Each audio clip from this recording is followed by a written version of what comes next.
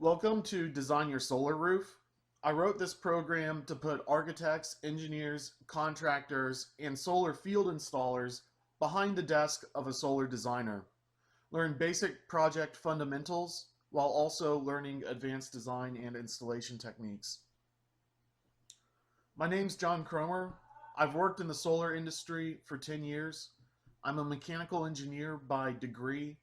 I've also passed the Master Electrician exam and Residential Builder exam in the state of Mississippi, as well as a private industry certification program called NABCEP.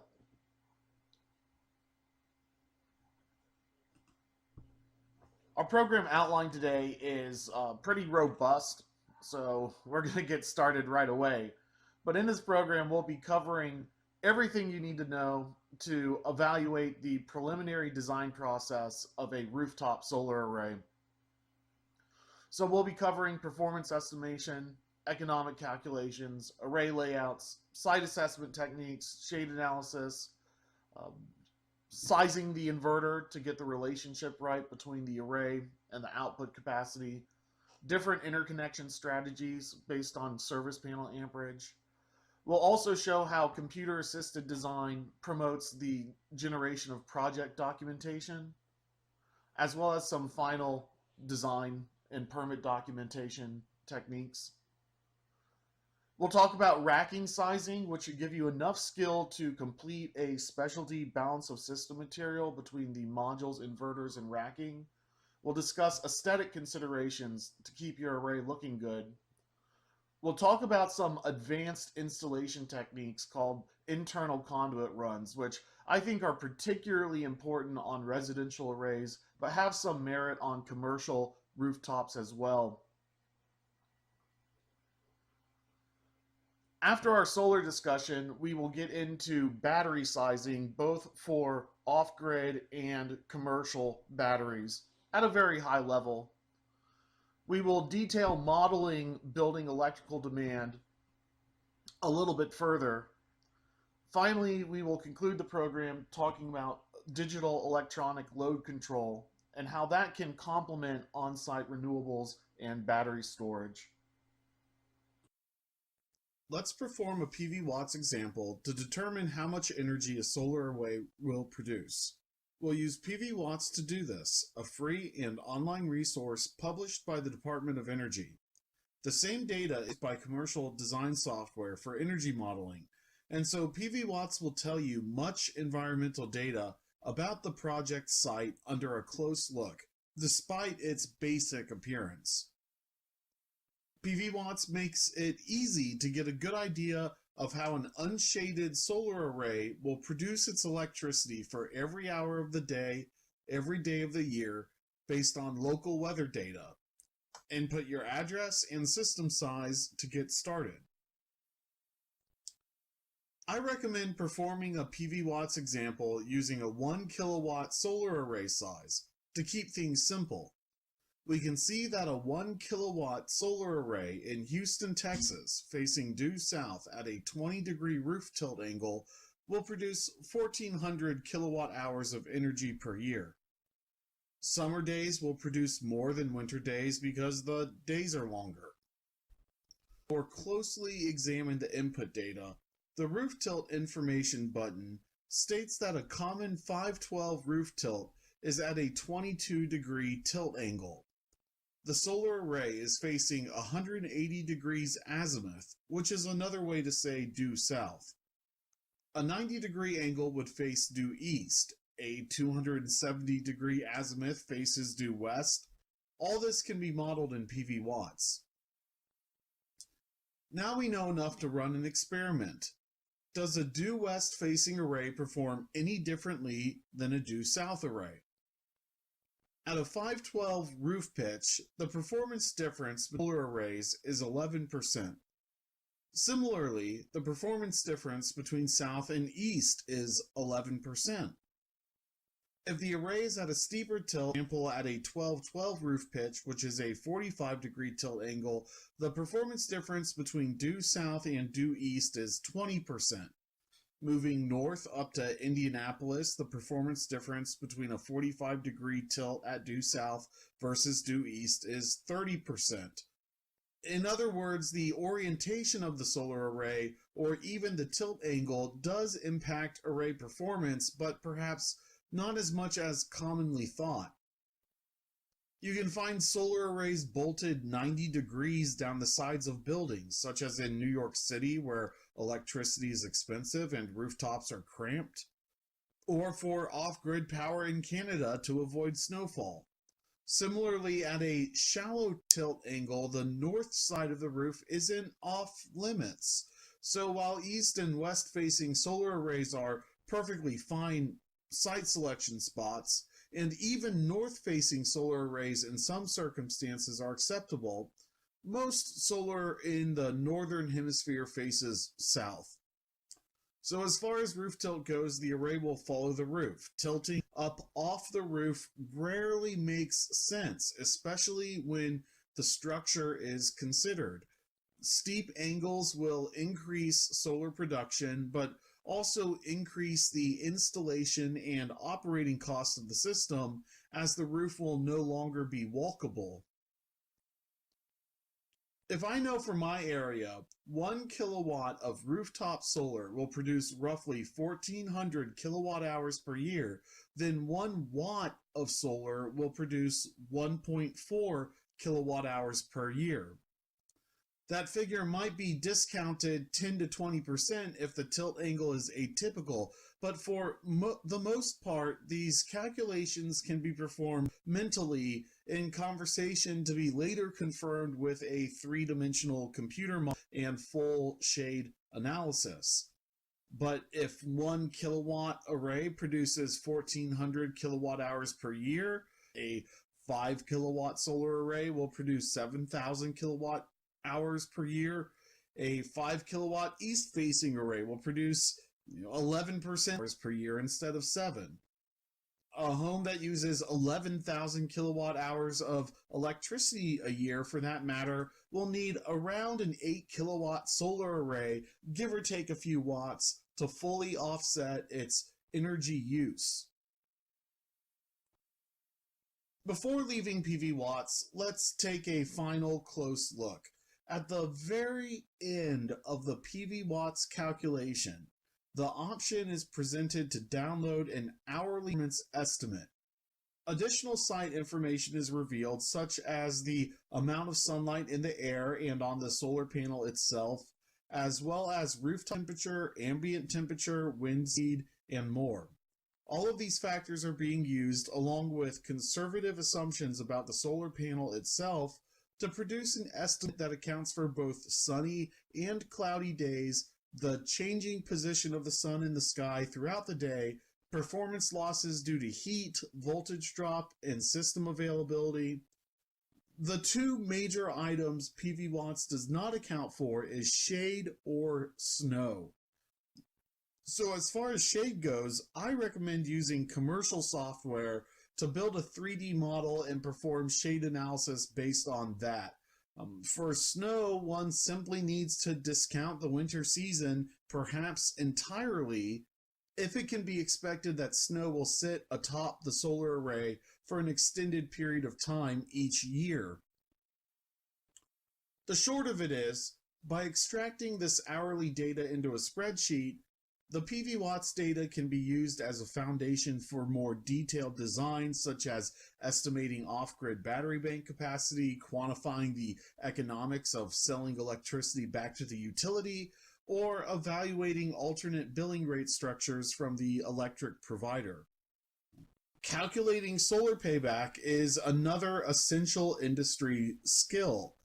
A great starting point is to calculate simple payback, which indicates how many years it will take for project expenses to be recovered. Let's assume you want a 10-year simple payback on your solar project. What should your budget be to achieve this goal? Let's assume the solar array has an effective generation rate of 10 cents per kilowatt hour. This number largely depends on how much the utility is required to purchase back solar power during the day, particularly if the customer does not have batteries. But for now, let's assume the customer earns 10 cents per kilowatt hour for solar production, regardless of whether it is sold back to the grid or used on site.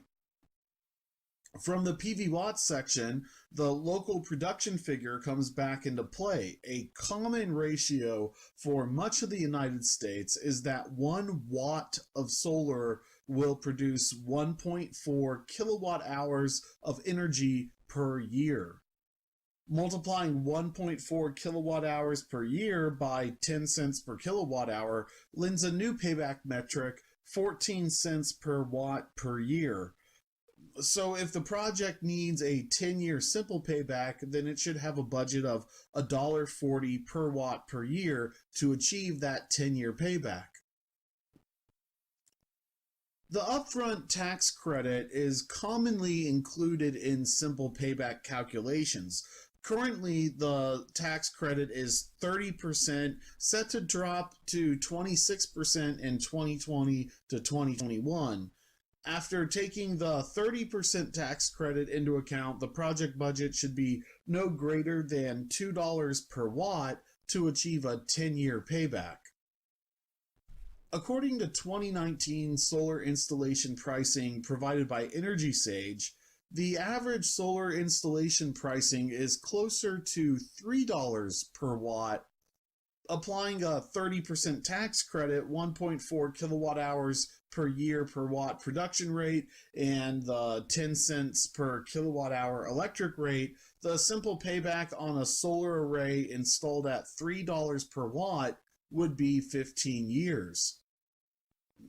In other words, simple payback is primarily a function of the production rate of the solar array and the electricity value that the solar array generates. PV watts can be used to determine how solar production value varies somewhat throughout the country. In Reno, Nevada, 1 watt of solar may produce 1.6 kilowatt hours per year. In Buffalo, New York, the same watt of solar on a roof produces closer to 1.2 kilowatt per hours per year, a 25% difference. But the price of electricity, as well as the utility buyback rate for solar power, vary much more widely across the country than the actual solar electric production itself. For this reason, it is safe to assume that the solar power market is primarily driven by the price of electricity, with the amount of sunlight in the air playing second fiddle. Because of the price of electricity, solar has a faster payback in New York City than in Houston, Texas. Despite Houston, Texas having cheaper solar installation costs and better solar production, the simple fact is that New York City electricity pricing costs 2 to 3 times as much as in Houston, Texas, allowing New York solar project economics to fare better despite the higher installation prices and lower system production. Now let's take a look at a typical residential project budget. Solar has dropped in price over the years, but cost reductions in the most recent years have been offset by increases in import tariffs. So based on Energy Sage pricing, even the 2015 and 2016 project budgets are still a realistic picture of what you can get today, including the import tariffs. In dark blue, the cost of the solar panel itself hovers between 40 cents per watt up to 60 cents per watt, including the price of the import tariff. The panel hard cost is about the same whether or not it's a residential, commercial, or utility scale panel. The markup on the solar panels that a distributor charges, which is more to residential markets than commercial, is modeled up here in gray, which we'll get to shortly.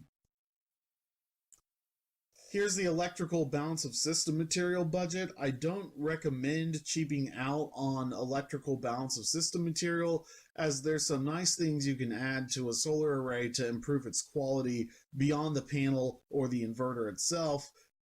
A generator bypass switch at the top of the service panel can allow the homeowner to back up power capability for the whole house. Many potential solar owners are surprised to learn batteryless solar does not have the ability to provide power during a blackout, and even battery based systems typically do not supply the entire house during a blackout. Because battery prices are still dropping, the most cost effective solution for a solar owner who wants backup power capability can be to use a backup gas generator for now and wait for the price of batteries to drop further.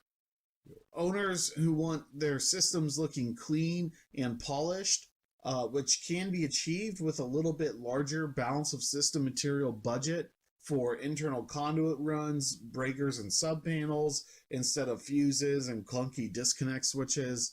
Modest upgrades will not increase the project cost exorbitantly, but will help the project obtain a nice polished look. So how would one calculate the payback on a system installed at this budget? Again, PV watts is used to determine how many kilowatt hours of electricity a solar array will produce per year.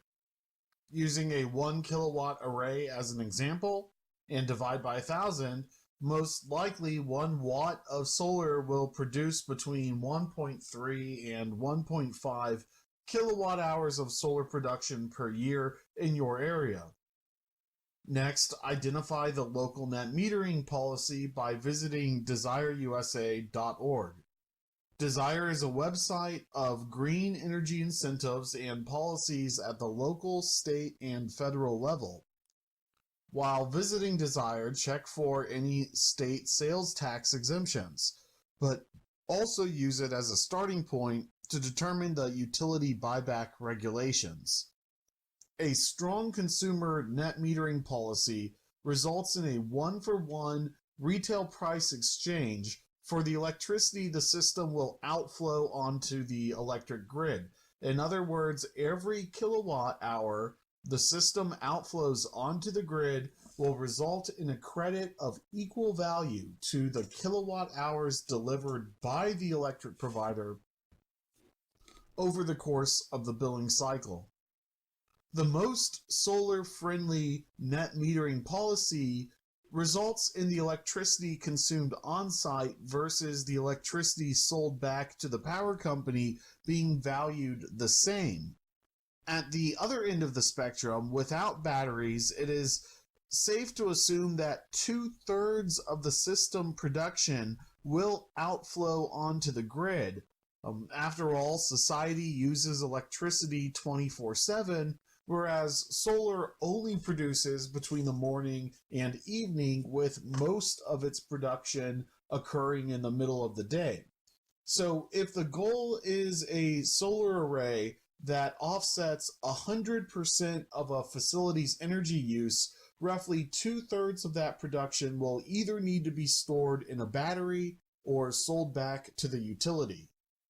With so much production needing to be bought back by the utility if the solar array lacks batteries, it is a good idea to contact the utility to confirm the net metering policy before proceeding any further with the project. Likewise, it is necessary to examine the electric bill to back out any fixed charges from the bill before determining the effective generation rate of the solar array. In any event, the effective generation rate of the solar array is either 100% of the utility's energy pricing, assuming a solar-friendly net metering policy, or on the other end of the spectrum, up to 2/3 of the solar array production could be discounted by as much as 80%, such as if the utility buys back for the federally mandated minimum an amount known as avoided cost. Once the local buyback policies are determined, the effective energy rate of the solar array can be quantified in $1 per kilowatt hour unit. Now, payback can be calculated. The project budget divided by the project size to get a dollar per watt figure. Solar production is measured in kilowatt hours per watt per year, and the effective generation rate is billed in dollars per kilowatt hour. So combining these figures together will give you a simple payback measured in years. Lastly, check the value of any tax credits or incentives. The federal tax credit for solar, which includes batteries, can vary between 10 to 30% depending on governmental change winds. Sales tax exemptions can take a year or more off of system payback, assuming a $2.51 per watt installation budget. A state sales tax exemption could be worth 16 cents per watt. A federal tax credit of 26%, a generation rate of 1.3 kilowatt hours per watt per year, and an effective generation rate of 10 cents per kilowatt hour. The simple payback on this solar array would be 13 and a half years. Section 3, Array Layout. At a very high level, solar array layouts are an exercise of how many rectangles can fit into the larger rectangle or surface area, but a small amount of shade can be managed. A good rule of thumb is to completely eliminate any solar production from the PV watts estimate for the time that the solar array is shaded. I perform shade analysis using commercial solar design software because the market-leading software companies integrate LiDAR data into their design software package, making three-dimensional shade analysis accurate and easy.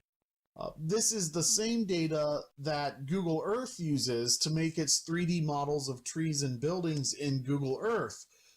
However, solar installers may also use specialized field survey tools to calculate shade loss percentages, or even basic trigonometry to get a rough idea of what the shade conditions on site will be, at least the worst ones to be avoided.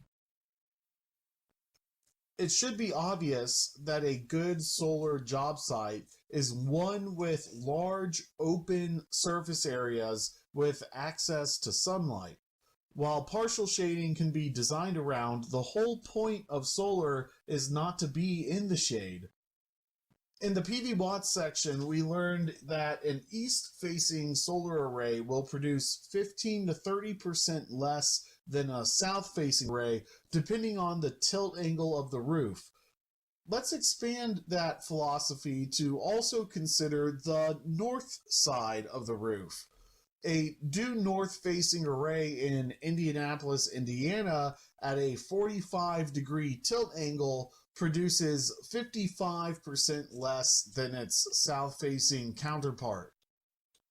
Combine the two roof surfaces together for a total unshaded yield of 155%. What's interesting is that an east and west facing roof would produce 77% less than their south facing counterpart, and if they were combined together, the total unshaded yield would be 154%.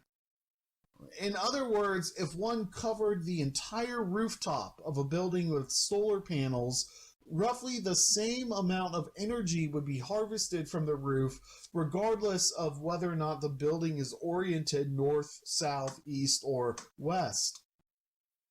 Southern roof surfaces are certainly more desirable than east or west facing roof surfaces, and north facing roof surfaces should be considered last, and only if there's project budget or an electric bill remaining. But consider economies of scale. Upgrading a residential project from a 20 solar panel project to a 40 solar panel project will not double the design, nor labor, nor balance of system material cost, nor would it double the permit fees, engineering cost, or sales commissions. This is called economies of scale. The larger the solar project gets, the lower the price comes per watt. In a region with an average installation price of $3 per watt, a small residential project might cost $5 per watt, and a large residential project could cost $2.50 per watt. By increasing the project size, the economies of scale can drop the cost of the project per unit more quickly than the performance loss resulting from moving the project onto less than ideal roof surfaces. The complexity of the roof is as important as the roof tilt or orientation. A walkable roof maxes out at a 512 roof pitch. The steeper the roof, as well as the height of the roof, as well as the type of roof, can substantially increase the project complexity and cost. As a solar installer, I want to select a couple of roof surfaces with access to sunlight. The orientation of the roof is only one consideration. In fact, in a southern climate with a shallow roof tilt, I might cover the entire rooftop if the budget and electric bill allows. Solar is an outdoor rated electrical device designed to withstand the elements. In a catastrophic hailstorm, a solar array is more likely to save the insurer money by avoiding a total roof replacement rather than cost them money with a solar array replacement. But that assumes the solar array protects the entire roof. Perhaps the greatest conflict in solar design is that between installers and architects. Solar wants a large and boring roof, whereas an architect wants a complex roof broken into little sections.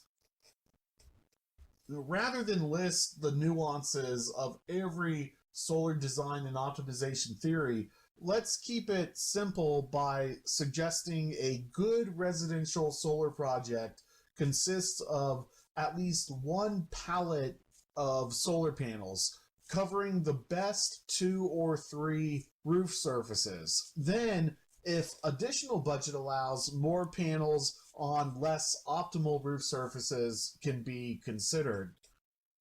Likewise, try to avoid placing just a couple of solar panels off by themselves on a small roof surface, regardless of how ideal the orientation is, simply because of installation complexity.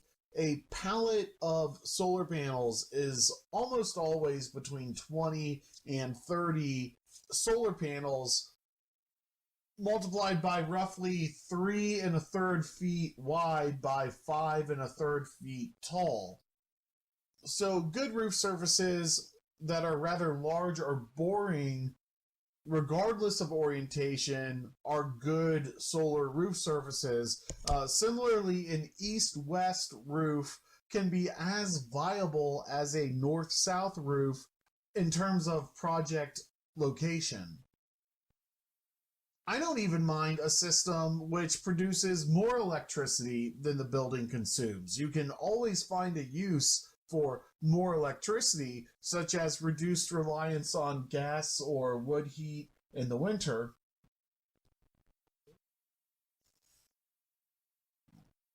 One of the more important decisions of solar design is considering rooftop accessibility, as slanted roofs are not designed to be accessible places. But with a solar array located on the roof, that roof surface will inevitably need someone back up on it for array servicing at some point in the near or distant future.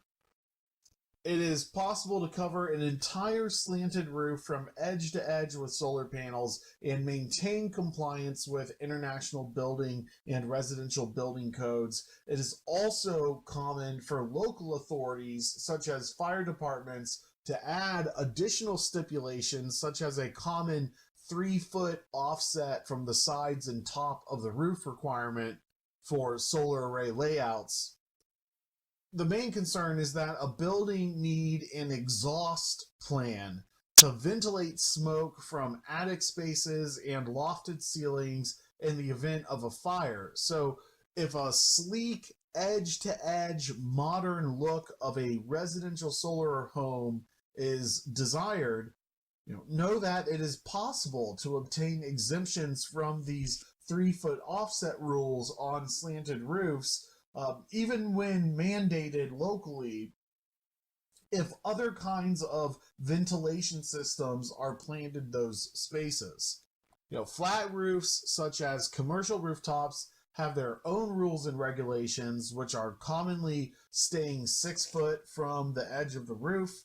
That is simply a good practice to discourage maintenance workers from getting too close to the edge of a building, although it can make solar on top of tall, skinny buildings a little bit more difficult to locate. At any rate, there are valid reasons to stay off the edge of the roof with a solar array. Wind speed is greatest at corners and at the edges of the roof, such that the solar array will result in more force on the roof truss during extreme wind if installed on the edges of the roof. The roof itself may overhang the structural wall, and so the attachments on the interior of the roof will be stronger if kept to the inside of the structural wall. The roof cap or ridge may need additional space for servicing.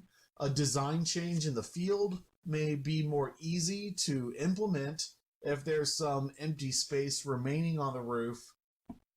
Lastly, as an installer, there's a big difference between climbing onto a rooftop to access a troublesome solar panel as opposed to disassembling the entire solar array to clear a path on the roof to get to where the trouble is located. Now, I love the solar bling bling look that takes a normal boring roof and turns it into something special.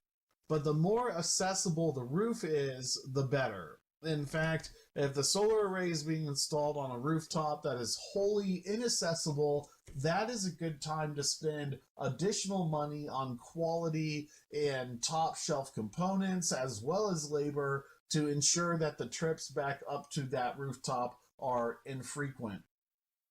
A pre-built roof is not intended to be a construction site. Clearances around skylights or other roof-mounted equipment become walkways for solar construction workers during construction. When leaks do occur, it's usually in those walkable areas rather than within the array perimeter itself. Shingles in particular do not take much wear and tear, but a well-built solar array should extend the life of the roof. The shingles are primarily degraded by exposure to sunlight, so shading a shingle will increase its life. But plan the project with the intent to reduce the total amount of time spent on the rooftop as much as possible. Pre-assemble as much practical on the ground to reduce the time spent up on the roof itself. Let's end the array layout section with an interesting energy metric. The Department of Energy pegs commercial average electric use being at 14 kilowatt hours per square foot. And let's assume it's less than that for residential. How many kilowatt hours per square foot does a solar panel produce in a year? We've already provided enough information in this program for you to calculate that.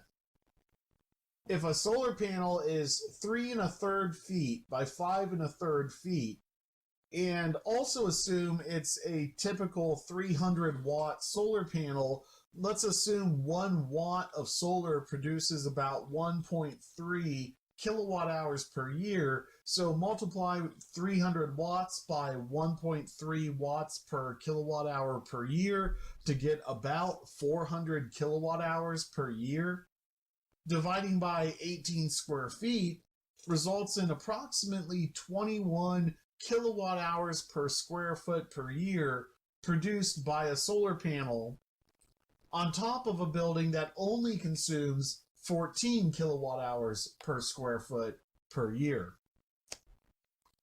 Of course, every building's energy use will be different and site conditions can impact solar production, but the point is that solar panels can produce more energy per square foot than what an average building uses per square foot, and by a healthy margin. This implies that a solar array can produce all of a building's energy needs by harvesting that energy from the roof, even without covering the entire structure to do so, at least for a one-story building.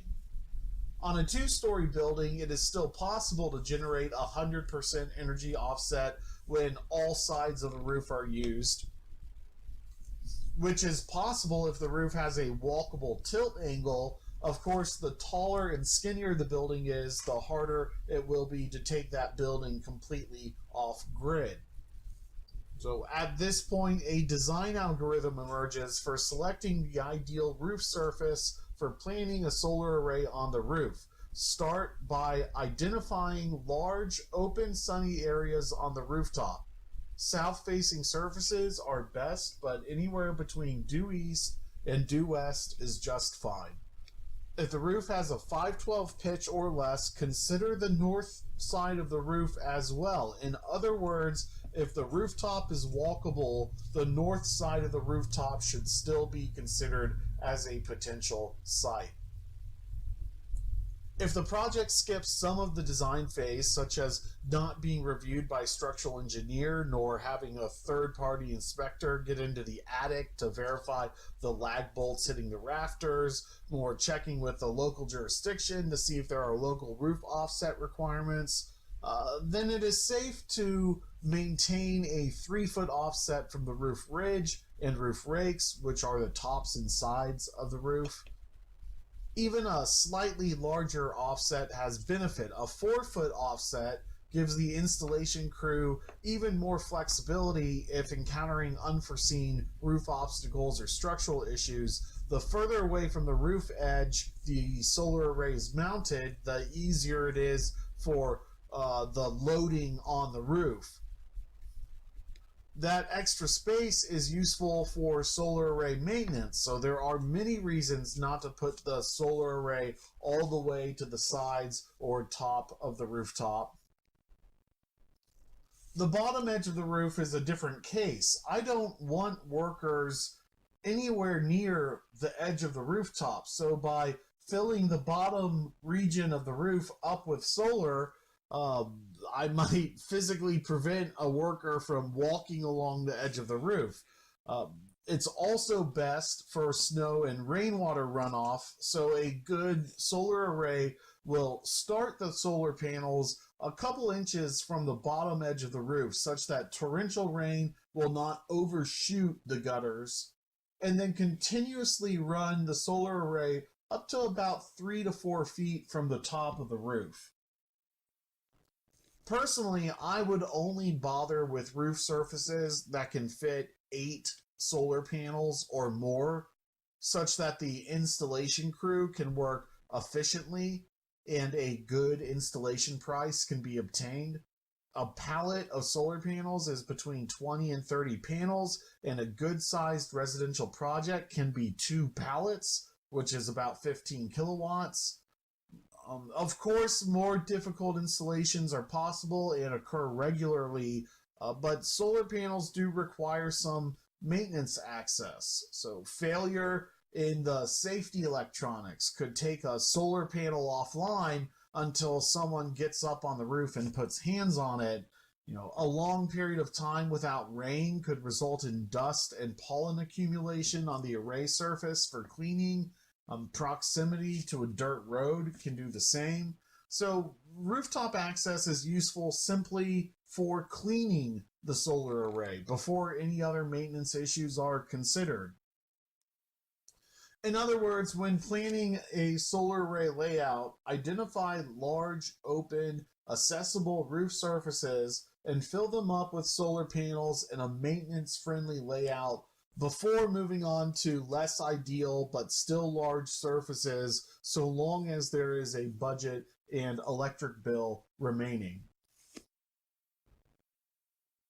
Let's start by going through the steps of what's needed to prepare a residential solar project for permitting. There's a variety of software available to speed up this process, and one of my favorites for small residential projects is Solar Design Tool. A good solar project should not be installed in an area that has significant shading. And partial shading is, essentially resolved through module level panel electronics. So without more further ado, let's get into the design example. So here I am in Solar Design Tool. I create a new project and click go, and then I enter in the site information. Already I can tell that some solar production data is keyed into the same database as PV watts used to develop its energy estimate. So the same weather stations that PV watts keys into, solar design software keys into. Already, Solar Design Tool is asking for some advanced project details, which is why I love this software so much. Although Solar Design Tool has its limitations, it is uniquely focused on creating a final project document that is ready to be dropped off at the local permit office. As such, it's worthwhile to provide it with things like meter numbers and electric service panel information, such that the permit document generated is sufficiently detailed.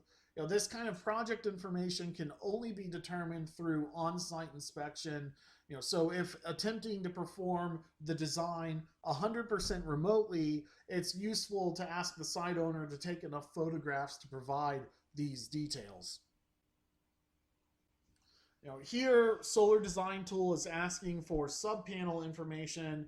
A subpanel might be used if there are multiple inverters which need to be tied into a single point at the main service panel. While Solar Design Tool has many different configuration options, it may not have the exact configuration for a particular job site. So in many cases, it will generate a permit-ready document, but sometimes minor changes are necessary to be completed in an external CAD software such as AutoCAD or DraftSite. So if you don't know some of these terms, such as the difference between a top-fed service panel or a center-fed service panel or a main lug only service panel as opposed to having a main breaker, then you might not be competent enough to perform this level of solar design detail, at which point you should consult with an electrician to complete these steps. Other project information is inputted, some which is technical. This can be omitted, but there is no reason why this level of detail cannot be established at the front end of the project. Then pulling this information together, such as knowing who your local authority having jurisdiction is or what version of National Electric Code you're on, it allows for a more successful project altogether. Site conditions inputted include local building code and wind speed, surrounding terrain, which will then be called out in the final permit documents. This information is used when using manufacturer provided sizing tools, such as racking sizing software or even inverter circuit sizing software. So at this point in the project design process, this information should already be known.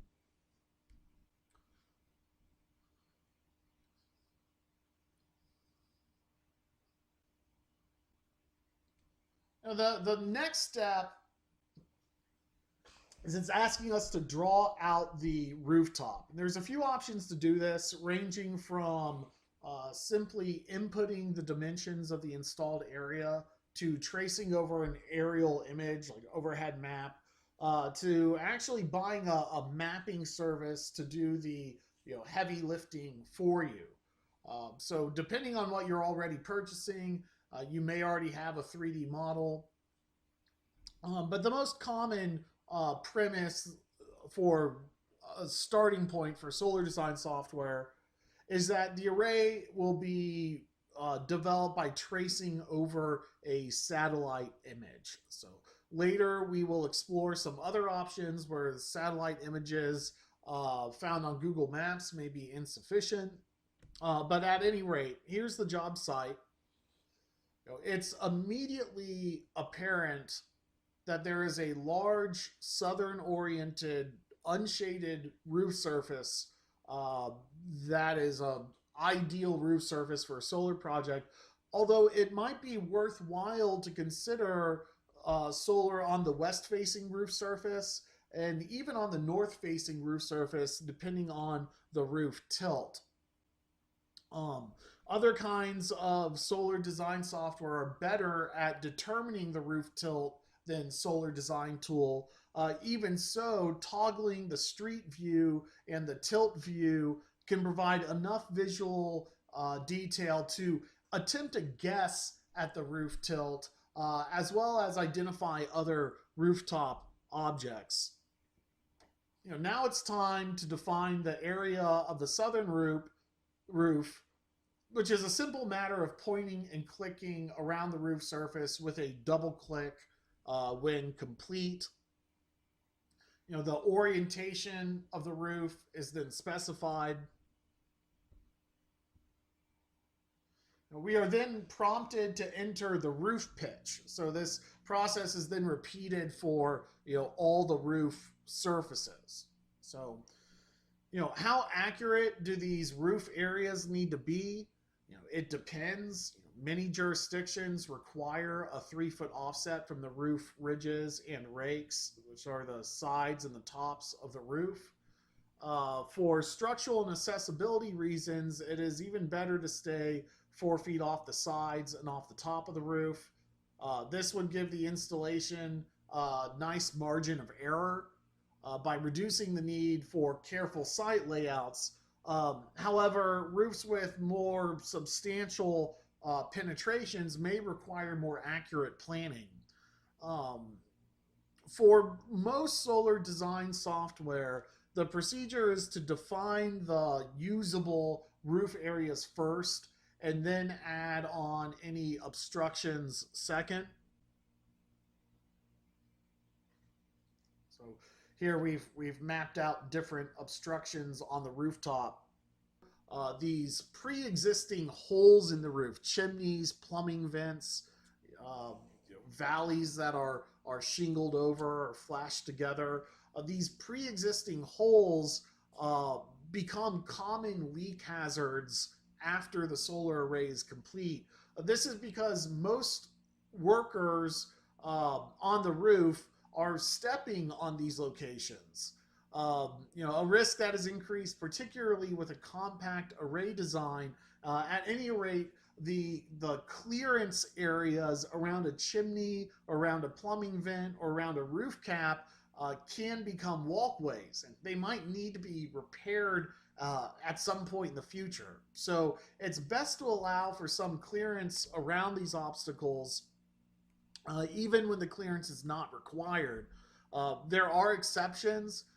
An ugly solar array does not add as much value to a home as a pretty solar array. So if the array's look is significantly improved by putting a solar panel a little bit closer to that chimney, it may be acceptable so long as the client understands the design decision. In any event, clearance space around the chimney is more important than clearance space around a plumbing vent, and staying clear of these obstacles kind of removes the need for nuance. So it's time to locate the equipment. Solar Design Tool is asking the designer to locate the main service panel, utility meter, as well as any sub panel or disconnect switches. Google Street View is your friend here, as it tells you, where the meter location is without having to step foot on the site. Of course, this information can be picked up in a site evaluation or by simply chatting with the client. solar design tool is asking for the building's least horizontal dimension, useful for engineers in determining wind load, although this typically is resolved from over engineering the racking or offsetting the array from the roof edges to mitigate wind load. Google Earth, with its built in ruler tool, can be useful in quickly measuring this dimension. In this case, the building measures 50 feet wide. These are roof and rafter questions, which again is information supplied via a site visit. But anyway, we've sketched our roof, and now we are presented with three defined roof areas to lay modules onto.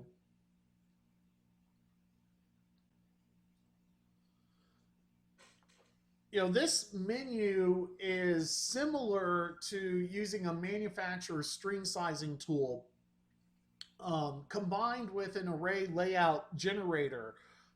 It's not as nuanced as other solar design softwares. So sometimes it's best to do the shade analysis and array layout in a different solar design software before importing the design or remodeling the design within Solar Design Tool. After selecting your module and your inverter, you're presented with your circuit configurations. This is a microinverter design, and the microinverters, per their specification sheets, are limited to 17 modules per circuit for this particular module on this particular inverter, and it gives us different branch circuit configurations. The north roof gets 17 module circuits and very long, even circuits. The south roof, the circuits are kind of divided up to make the installer's job easy. So in this example, I'm taking a 320 watt black on black 60 cell module combined with a DC optimizer inverter system. Taking a quick look at my array layout, I can see that 31 modules fit on the south side of the rooftop. Um, I'm a big fan of ordering by the pallet. And so here we have in a portrait orientation, I can fit 31 modules on the roof. Or if I use a landscape orientation, I can fit 29 modules on the rooftop. That's not the end of the story. I'm a big fan of ordering by the pallet. So I find that ordering pallet quantities of solar is the best way to work the supply chain. Likewise, portrait mounting makes quick and easy work on a shingle roof.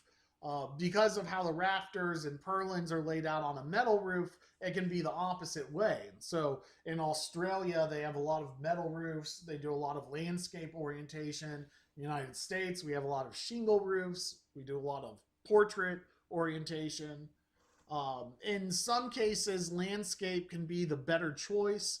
Aesthetics can fit into it well.